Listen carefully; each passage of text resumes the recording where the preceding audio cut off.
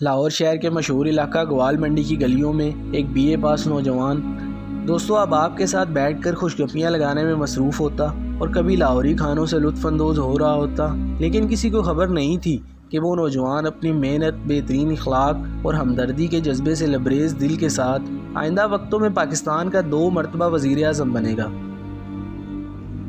پورا ملک اس کو عزت و وقار کی نگاہ سے دیکھے گا اور وہ ایک طویل جلا وطنی کے باوجود بھی عوام کے دل کی دھڑکن بنا رہے گا۔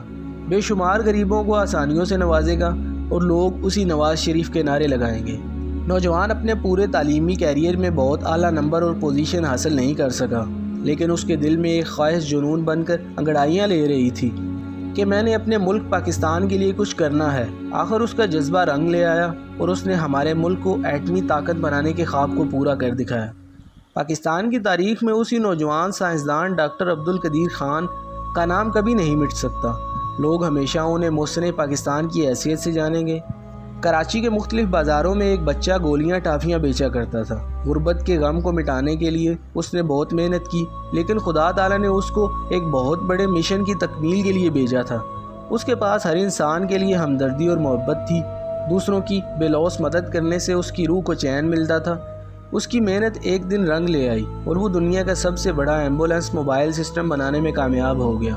اس کا نام Guinness book of world record میں بھی درج ہوا اور اس کی محنت اور ہمت کی بدولت ایدی نام کا ایک بڑا فلاحی ادارہ پورے ملک میں سرگرم عمل ہو گیا۔ ہم سب محترم عبدالستار ایدی صاحب کے شکر گزار ہیں کہ وہ انسانیت کے لیے اتنی خدمت کر رہے ہیں۔ اسے بچپن سے ہی پڑھنے کا بہت شوق تھا، لیکن گھر کے حالات اس کی پڑھائی میں رکاوٹ پیدا کر رہے تھے۔ والد صاحب ایک مزدور تھے، اس لیے وہ اس کے تعلیمی اخراجات کو برداشت نہ کر سکے۔ آخر اس نے دودھ بیچنا شروع کر دیا اور تعلیمی اخراجات کی ذمہ داری اپنے سر لے لی۔ دودھ بیچنے کا سلسلہ کالج تک جاری رہا۔ اس کی استقامت اور محنت رنگ لے آئی، وہ ایک کامیاب وکیل اور سیاستدان بن گیا۔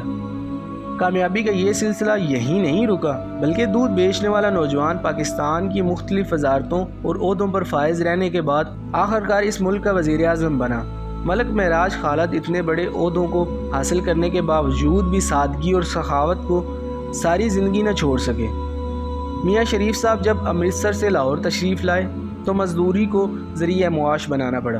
وہ سارا دن ایک بھٹی پر لوہا کوٹتے، لیکن ان کے اندر آگے بڑھنے کی تڑپ موجود تھی۔ دن رات کی محنت اور بہترین پلاننگ کی وجہ سے وہ ایک فاؤنڈری لگانے میں کامیاب ہو گئے، لیکن سفر یہاں نہ رکا۔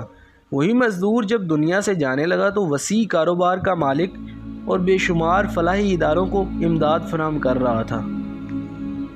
میاں منشا خود اعلیٰ تعلیم یافتہ نہیں ہیں، لیکن پاکستان کے ایک بڑے ادارے کے سربراہ ہیں اور ان کے ادارے میں ہزاروں اعلیٰ تعلیم یافتہ لوگ ملازمت کر رہے ہیں۔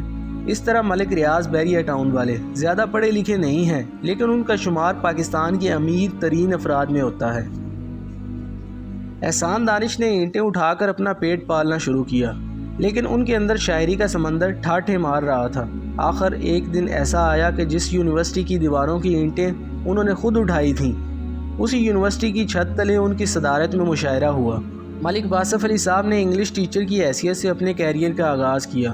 ایک پرائیویٹ ادارہ لاہور انگلش کالج بنایا، لیکن اپنی جہد مسلسل، حب الوطنی، دین دوستی اور باکمال شخصیت کی وجہ سے آج ان کے لاکھوں چاہنے اور ماننے والے موجود ہیں۔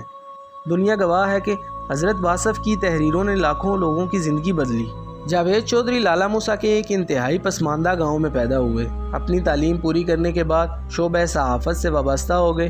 کالموں کا سلسلہ شروع ہوا تو انہوں نے اپنے کالموں کو اتنے منفرد انداز میں لکھا کہ آج وہ پاکستان کے نامور ترین کالم نگار ہیں اور ان کی کتاب 0 پوائنٹ کے لاتعداد ایڈیشن چھپ چکے ہیں۔ گلی محلوں اور پارکوں میں کھیلنے والا شعیب اختر جسمانی اور نفسیاتی بیماری کے باوجود محنت سے اپنی دنیا بناتا ہے، اور ایک دن ایسا آتا ہے کہ دنیا کے بڑے بڑے بیٹسمینوں کی وکٹیں اس کی گیند کی تیزی سے اڑ جاتی ہیں۔ یہ ہمارے ملک میں کامیاب ہونے والے چند لوگوں کی مثالیں پیش کی گئی ہیں۔ اگر ان تمام کامیاب ہونے والوں کے متعلق تفصیلاً لکھا جائے تو کئی کتابیں بھر جائیں۔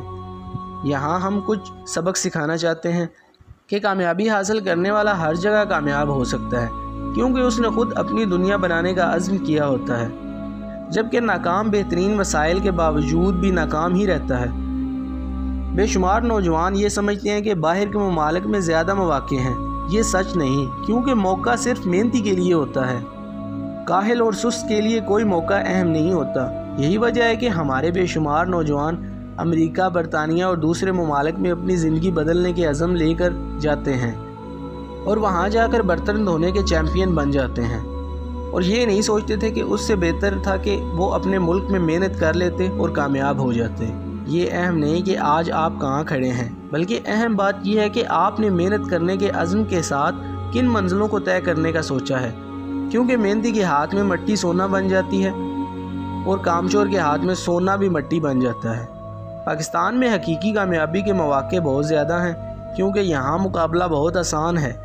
زیادہ تر لوگ شعور کامیابی سے نابلد ہیں اور لوگوں کی ایک بڑی تعداد بے ایمان ہے، اس لیے یہاں زیادہ آسانی کے ساتھ ترقی حاصل کی جا سکتی ہے۔ کوئی بھی ایماندار ڈاکٹر، ٹھیکیدار، ٹیچر، بزنس مین، ملازم اور سیاستدان بہت تیزی کے ساتھ لوگوں کے دلوں کی دھڑکن بن سکتا ہے۔ اس کے برعکس ترقی یافتہ ممالک میں تعلیم کا معیار بہت بلند ہے۔ امریکہ میں کامیابی کا شعور اتنی تیزی سے پھیل رہا ہے کہ ہر نئے دن وہاں لاتعداد لوگ ملینئر بن جاتے ہیں۔ ہمارے ہاں یہ شعور عام نہیں، کیونکہ ہمارے ملک کے نوجوان فرسودہ تعلیمی نظام کی وجہ سے فقط تعلیم اور ڈگری کے چکر میں پڑے رہتے ہیں اور انہیں علم کی اصل افادیت کا اندازہ نہیں ہو پاتا۔ پوری دنیا کے 90% کروڑ پتی کامیاب لوگ سیلف میڈ غریب گھرانوں کی پیداوار اور معمولی پڑھے لکھے ہیں، لیکن انہوں نے سخت محنت اور مستقل مزاجی سے اپنے بلند عزائم کو حاصل کیا۔ اس لیے آپ یہ یقین اپنے اندر پختہ کر لیں کہ آپ بھی پاکستان میں رہتے ہوئے کامیاب ہو سکتے ہیں۔